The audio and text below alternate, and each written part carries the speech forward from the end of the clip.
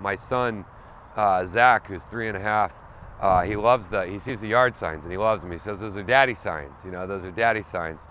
And then we were driving the other day in the truck and he saw one of my signs. We were in a different area.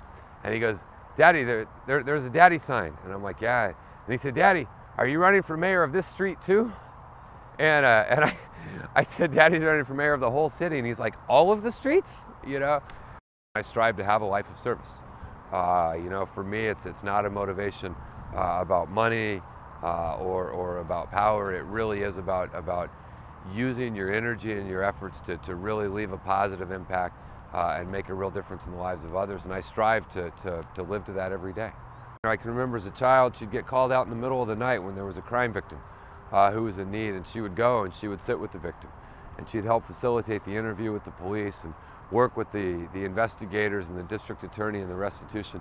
And so when I wake up in the morning and I think about what I can do today, I really am inspired by that example of my mom.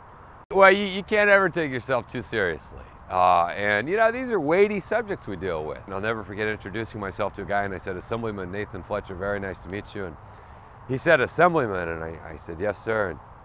And he said, well, that's great, son. I said, well, thank you. I'm working really hard. And he said, what is it exactly you assemble? She really is that kind of anchor and that rock. And I couldn't do it if I didn't have a supportive spouse who was standing there with me and really committed to what we're trying to do.